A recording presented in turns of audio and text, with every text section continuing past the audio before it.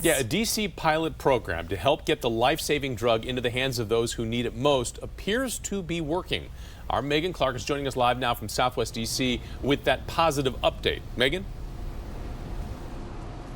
Jonathan, Allison, we're here on Half Street. We're right next to one of those vending machines. And now between 3 vending machines, we're talking hundreds of distributions, almost 1,000. And the top items being distributed right now, Narcan and fentanyl test strips.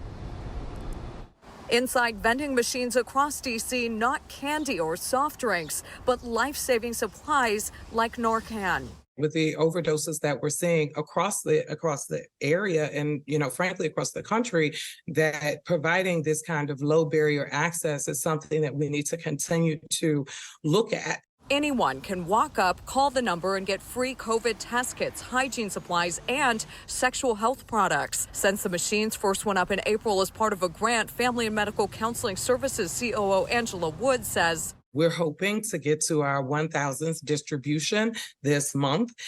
We've distributed over 900 items to date to people in various communities. Anonymous way to access services. The key word, anonymous.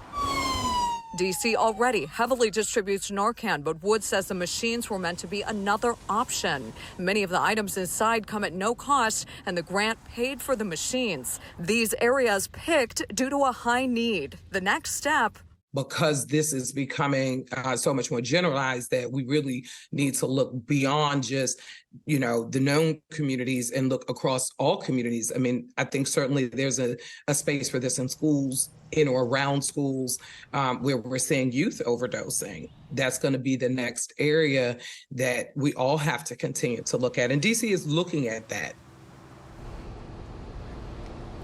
And there are plans right now for a 4th machine that will go to the Chinatown neighborhood.